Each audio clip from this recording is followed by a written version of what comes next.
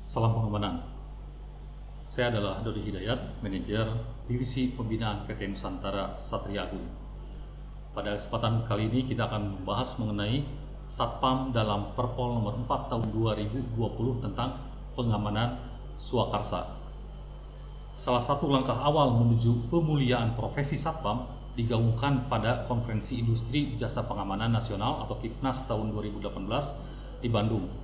Fokus bahasan pada KIPNAS tersebut adalah peningkatan kompetensi dan kesejahteraan anggota Satpam. Dan bentuk nyata dari langkah pemuliaan profesi Satpam adalah diundangkannya Peraturan Kepolisian Negara Republik Indonesia Nomor 4 Tahun 2020 tentang pengamanan swakarsa pada 5 Agustus 2020. Untuk mempelajari tentang pengamanan swakarsa, kita lihat pasal 2 Undang-Undang Republik Indonesia Nomor 2 Tahun 2002 tentang Kepolisian Negara Republik Indonesia. Fungsi kepolisian adalah salah satu fungsi pemerintah negara di bidang pemeliharaan keamanan dan ketertiban masyarakat, penegakan hukum, perlindungan, pengayoman, dan pelayanan kepada masyarakat. Pengemban fungsi kepolisian adalah Kepolisian Negara Republik Indonesia yang dibantu oleh kepolisian khusus, penyidik pegawai negeri sipil, dan atau bentuk-bentuk pengamanan swakarsa. Ini adalah dasar dari kewenangan yang dimiliki oleh pengamanan swakarsa.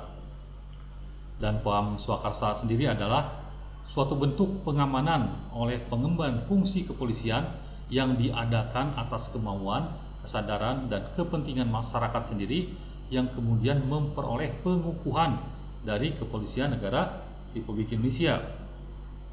Sedangkan tugasnya adalah menjaga keamanan dan ketertiban di lingkungannya secara swakarsa untuk mencegah terjadinya gangguan. PAM swakarsa terdiri atas Satpam atau Satuan Pengamanan, Satkamling atau Satuan Keamanan Lingkungan, dan PAM swakarsa yang berasal dari Pranata Sosial atau kearifan lokal.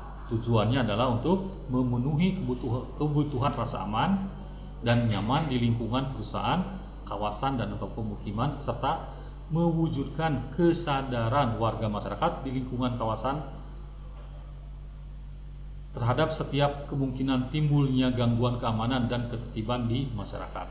Ketiga adalah meningkatkan pembinaan, penyelenggaraan, dan kemampuan PAM swakarsa dalam mengemban fungsi kepolisian terbatas di lingkungan masing-masing. Kita akan mempelajari tentang satuan pengamanan. Apa yang disebutkan dalam Perpol nomor 4 tahun 2020 tentang satuan pengamanan. Satuan pengamanan selanjutnya disebut Satpam adalah satuan atau kelompok profesi pengemban fungsi kepolisian terbatas non-justisial yang dibentuk melalui perekrutan atau pengguna jasa Satpam untuk melaksanakan pengamanan dalam menyelenggarakan keamanan swakarsa. Kita ulangi, Satpam adalah profesi pengemban fungsi kepolisian terbatas non-justisial yang dibentuk melalui perekrutan oleh badan usaha jasa pengamanan atau pengguna jasa Satpam untuk melaksanakan pengamanan dalam menyelenggarakan keamanan swakarsa di lingkungan kerjanya. Apa perbedaan antara Perkap nomor 24 tahun 2007 dengan Perpol nomor 4 tahun 2020?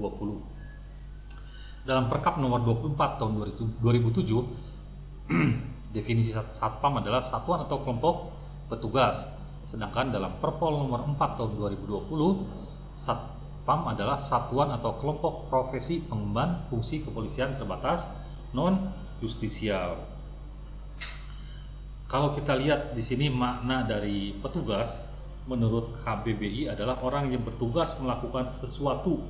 Sedangkan makna profesi adalah bidang pekerjaan yang dilandasi pendidikan, keahlian, keterampilan, kejuruan, dan sebagainya. Dengan menegaskan bahwa Satpam sebagai satuan atau kelompok profesi, ini dapat diartikan bahwa anggota Satpam wajib terdidik dan terlatih serta menguasai keterampilan atau kompetensi di bidang pengamanan. Kemudian dalam Perkap nomor 24, Satpam dibentuk oleh instansi atau badan usaha. Sedangkan dalam Perpol nomor 4 tahun 2020, Satpam dibentuk melalui perekrutan oleh BUJP atau pengguna jasa Satpam. Dalam Perpol 2 nomor 4 ini ada kata-kata perekrutan. Artinya apa? Artinya perekrutan berarti adanya proses, adanya suatu jenjang, adanya suatu penyaringan untuk menjadi seorang anggota Satpam. Dan perekrutan ini dimulai dari calon Satpam, dididik dan dilatih, kemudian dikukuhkan, barulah sang jadi anggota Satpam sehingga dia bisa mendapatkan seragam Satpam, KTA Satpam, dan kepangkatan. Anggota Satpam sendiri adalah petugas pengamanan swakarsa yang direkrut, dilatih, memiliki kartu tanda anggota dan status ketenagakerjaan sesuai dengan ketentuan peraturan perundang-undangan, yaitu Undang-Undang Nomor 13 Tahun 2003 tentang Ketenagakerjaan. Tugas anggota Satpam meliputi menyelenggarakan keamanan dan ketertiban di tempat kerja dan lingkungan, serta meliputi aspek pengamanan fisik, personil, informasi, dan pengamanan teknis lainnya. Fungsi Satpam yang tercantum dalam Perkap nomor 24 itu dimasukkan dalam tugas Satpam, yaitu melindungi dan mengayomi terhadap warga di tempat kerja dan lingkungannya. Selanjutnya, peran Satpam. Peran anggota Satpam meliputi 1. Pendukung utama pimpinan organisasi, perusahaan dan atau instansi lembaga pemerintah pengguna Satpam di bidang pembinaan keamanan dan ketertiban lingkungan kawasan tempat kerjanya. Berbeda dengan Perkap nomor 24. Di Perkap nomor 24 disebutkan peran Satpam yang pertama adalah sebagai unsur pembantu pimpinan. Tapi dalam Perpol nomor 4 ini disebutkan sebagai pendukung utama pimpinan. Ada perbedaan yang sangat jelas sekali. Artinya apa? Artinya bahwa seorang anggota Satpam benar-benar diandalkan, benar-benar menjadi ujung tombak bagi perusahaan, bagi pimpinan untuk apa? Untuk pembinaan keamanan dan ketertiban. Kemudian kita lihat peran yang kedua sebagai mitra Polri dalam pembinaan keamanan dan ketertiban. Dalam Perkap nomor 24 tahun 2007, peran Satpam kedua disebutkan sebagai unsur pembantu kepolisian. Tetapi untuk sekarang disebutkan sebagai mitra Polri. Artinya adalah di sini ada usaha untuk meningkatkan, memuliakan profesi Satpam sebagai mitra dari kepolisian. Satuan pengamanan melakukan tindakan pengamanan dan penertiban yang anggota Satpam lakukan di lingkungan kerjanya bersifat non-justisial. Apa itu non-justisial? Non-justisial mengandung arti bahwa setiap pelanggaran peraturan dan tata tertib perusahaan tidak sampai ke proses pengadilan. Artinya apabila ada pelanggaran hukum yang ditemukan oleh anggota Satpam atas permintaan atau kebijakan pengguna jasa dapat dilaporkan dan dilimpahkan ke pihak kepolisian untuk ditindaklanjuti. Selanjutnya mengenai pembentukan Satpam, dimulai dari perekrutan. Perekrutan dilaksanakan oleh BUJP atau pengguna jasa Satpam. Perekrutan bersumber dari 1 orang perseorangan. Tahapan seleksinya adalah administrasi. Minimal pelamar adalah calon Satpam adalah lulusan SMU sederajat, memiliki surat keterangan catatan kepolisian atau SKCK, memiliki surat pernyataan tidak pernah dijatuhi hukuman pidana, kemudian bebas narkoba. Selanjutnya adalah tes kesehatan. Diperiksa, dipastikan bahwa seorang calon pelamar anggota Satpam itu benar-benar sehat. Kemudian selanjutnya adalah tes kesemaptaan untuk mengetahui sejauh mana kemampuan fisik calon pelamar. Dan terakhir adalah para pelamar calon Satpam harus melalui dan lulus tes psikologi. Rekrutan bisa bersumber dari purnawirawan Polri atau TNI. Syaratnya sehat jasmani dan rohani, dan memiliki surat keputusan pangkat terakhir. Kemudian setelah terseleksi, maka Satpam bisa mengikuti pelatihan. Pelatihan diselenggarakan oleh Polri atau BUJP yang memiliki surat izin operasional jasa pelatihan keamanan.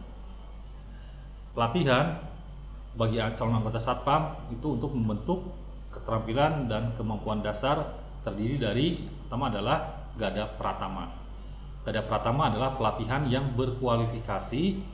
Gada Pratama diperuntukkan untuk calon anggota Satpam, orang perseorangan, serta purnawirawan Polri dan purnawirawan TNI golongan Tamtama dan Bintara. Ya, dan diharapkan setelah pelatihan ini calon anggota Satpam mampu melaksanakan persiapan pelaksanaan tugas, melaksanakan pengaturan, penjagaan, pengawalan, dan patroli. Kemudian mampu melaksanakan pengamanan di TKP.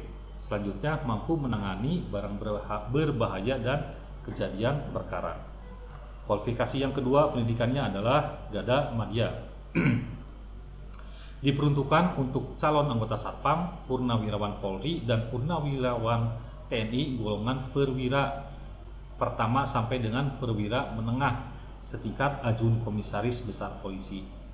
Setelah pendidikan ini, kemampuan yang dimiliki harus mampu memimpin pelaksanaan tugas, mampu melaksanakan sosialisasi prosedur pengamanan, mampu melakukan penanganan kerawanan di tempat kerja, mampu melakukan penanganan keadaan darurat, melakukan tindakan pertama di tempat kerja, di tempat perkara, melakukan pengawasan dan evaluasi pelaksanaan tugas, dan melakukan penegakan hukum secara terbatas. Selanjutnya adalah kualifikasi Gada Utama. Diperuntukkan untuk calon anggota Satpam, purnawirawan Polri, dan TNI golongan komisaris besar polisi sampai dengan perwira tinggi. Kemampuan yang harus dimilikinya adalah mampu menentukan tingkat risiko keamanan area kerja, mampu menentukan tingkat kerawanan area kerja, menyusun renpam, menyusun SOP, melaksanakan manajemen tanggap darurat, dan menangani konflik di lingkungan kerja, dan menyusun desain simulasi pengamanan. Pengukuhan Satpam dilakukan oleh Kapolri melalui Kakor Binmas Baharkam Polri atau Dirbinmas Polda. Setelah dikukuhkan, anggota Satpam diberikan keputusan kepangkatan Satpam, kemudian diberikan kartu tanda anggota serta buku riwayat anggota Satpam. Untuk seragamnya, Satpam mempunyai pakaian dinas harian atau PDH, pakaian dinas lapangan khusus atau PDL khusus, pakaian dinas lapangan 1 atau PDL 1, dan pakaian sipil harian atau PSH, dan pakaian sipil lengkap atau PSL. Pada 6 Oktober 2020 telah ditetapkan gradasi warna seragam Satpam 20% lebih muda dari warna seragam Polri. Setelah dikukuhkan, maka Satpam harus melakukan uji kompetensi. Uji kompetensi dilakukan paling cepat 2 tahun setelah menduduki jenjang kepangkatan pelaksana supervisor dan jenjang manajer. Diselenggarakan oleh Lembaga Sertifikasi Profesi Lembaga Pendidikan dan Pelatihan Polri atau Lembaga Sertifikasi Profesi yang memiliki lisensi dari Badan Nasional Sertifikasi Profesi untuk mendapatkan rekomendasi dari Polri. Satpam juga memiliki batas pensiun atau pengakhiran tugas. Anggota Satpam yang berasal dari orang perseorangan, batas pengakhiran tugasnya adalah 56 tahun bagi pelaksana, 58 tahun bagi supervisor, 70 tahun bagi manajer. Anggota Satpam yang berasal dari purnawirawan Polri atau TNI, 60 tahun bagi pelaksana, 65 tahun bagi supervisor, dan 70 tahun bagi manajer. Satpam juga dapat melakukan pengakhiran tugas apabila melakukan pengunduran diri atas permintaan sendiri sebagai anggota Satpam. Mengundurkan diri atas permintaan sendiri sebagai anggota Satpam dilakukan secara sukarela dengan mengajukan permohonan tertulis. Atau meninggal dunia. Meninggal dunia ini ditetapkan berdasarkan surat keterangan kematian, ataupun Satpam dapat diakhirkan tugasnya apabila melanggar kode etik, memberikan pernyataan tidak benar pada saat pendaftaran, atau melakukan tindak pidana yang ancamannya di atas 5 tahun dan dijatuhi hukuman yang telah berkekuatan hukum tetap. Sanksi bagi anggota Satpam. Anggota Satpam wajib membawa KTA Satpam yang masih berlaku. Anggota Satpam tidak memperpanjang KTA Satpam yang telah habis masa berlakunya sebelum 1 tahun diberikan peringatan tertulis dan peringatan tertulis kedua. Anggota Satpam yang tidak memperpanjang KTA Satpam yang habis masa berlakunya lebih dari 1 tahun dikenakan sanksi tidak dapat melaksanakan tugas sebagai anggota Satpam. Anggota Satpam wajib menggunakan pakaian dinas Satpam dan atribut Satpam. Anggota Satpam yang tidak menggunakan pakaian dinas Satpam dan atribut Satpam dikenakan sanksi administratif berupa peringatan tertulis pertama, peringatan tertulis kedua, dan dalam hal sanksi sebagaimana dimaksud tadi, Kapolri bisa mencabut KTA Satpam. Anggota Satpam wajib bertugas sesuai dengan wilayah tugasnya. Sanksi pelanggaran ini diberikan oleh Kapor Binmas Bahakam Polri untuk setingkat Mabes Polri dan Dirbinmas Polda untuk tingkat Polda. Itu tentang Satpam. Kita akan pelajari tentang Badan Usaha Jasa Pengamanan. Badan Usaha Jasa Pengamanan selanjutnya disingkat BUJP adalah perusahaan yang berbentuk perseroan terbatas.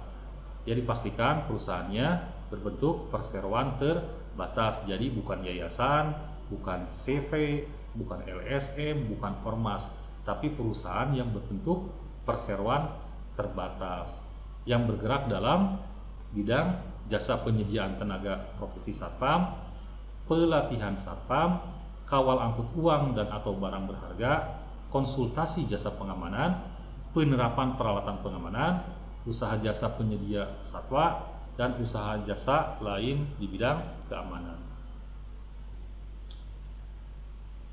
Itu tentang Satpam dalam Perpol nomor 4 tahun 2020. Untuk apabila ingin mendapatkan materi tulisan bisa dibaca di www.pendidikan-satpam.blogspot.com, sehingga diharapkan Satpam benar-benar memiliki kemampuan, benar-benar memiliki pengetahuan tentang kesatpaman, sehingga cita-cita mulia untuk memuliakan profesi Satpam dapat tercapai.